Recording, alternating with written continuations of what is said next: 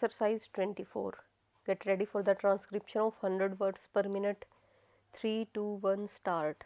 Sir, I am a great believer in the public sector, and I have often said in this house that public ownership can take many forms, that it is not necessary for us to think in the old terms of complete nationalism.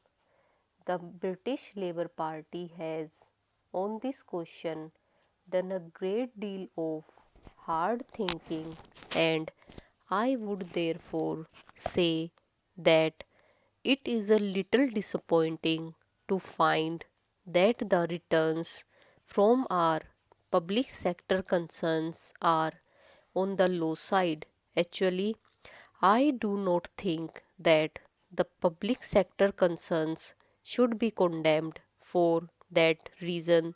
They are new to their jobs. What about the returns that the private sector concerns gave in the first few years of their existence? But we should have a high standard of efficiency in our public sector concerns, and we should make them yield good returns. If that is done, it will be possible for us also to reduce the burden of taxation on all classes of the community. I do not say that the public sector concerns should be run from a commercial point of view only. Profit is one of the things they are meant to yield. I would, in this connection, say that I would like our employees, I mean the poorer classes of our employees, to be associated in some way with the management of our public sector concerns.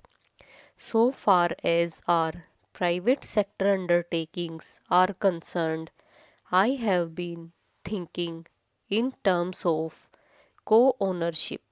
I think I said this last year, and perhaps I am repeating it again. I think our employees should be made, or rather, they should be regarded, or should be given, the status of shareholders, and they should have a voice in the management of the concerns they are running. They should have a voice in selecting the directors who shall run the concerns for the country.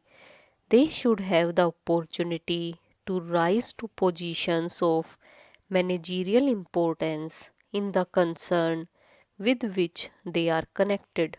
I think it is in some such way that we shall avoid the evils of what may be called bureaucratic socialism and give content to the shape of socialism which gives initiative, which gives opportunity, and which gives a sense of importance and dignity to the common man.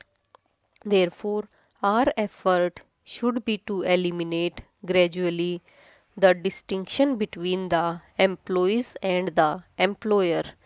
My point of view and the point of view of the honorable member are so different that we can only meet socially outside.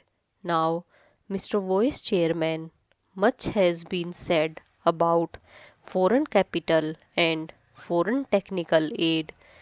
There are people who are opposed to the employment of foreign capital at all, but no country has been able to do so. We should, however, be able to employ foreign capital without strings attached to them as we are doing today. So far as foreign technical aid is concerned, we cannot dispense with it. I would like to say that there is a tendency in our country to be content with the second best or the third best. I think that is an unfortunate tendency we have in the world of technology and in the world of science a great deal to learn from foreign countries. We have to learn a great deal from the United States of America and the Soviet Union and also from France and other countries, and we should be humble in our approach towards this problem. We should be prepared to give to our managerial staff opportunities of acquiring technical knowledge and technical skill in these countries. I will finish in less than a minute. There is this question which has assumed great importance, namely the question of price control. I know this subject raises some difficult questions.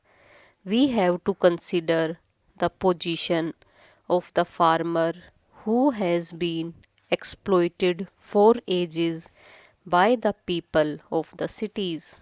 But we have also to think of our people in the cities, all of whom are not rich. Many of them have to lead very humble lives, and the rise in prices, the rise in the cost of living, particularly in urban areas, is becoming very high. It is therefore necessary for us to have some system of price control. We should have a price stabilization board which should be able to regulate prices in such a manner that they are fair to the farmer and they are also fair to the consumer in the towns. We should eliminate as far as possible the middleman. Then I should like to say that I am glad that the finance minister has given up deficit financing, but the question which arises is how we shall finance our 12th 5-year plan methods must be discovered which would enable the financing of the 12th 5-year plan in such a manner as to provide the greatest possible employment to our people. We must attach importance not only to our basic industries and to our heavy industries but to others also.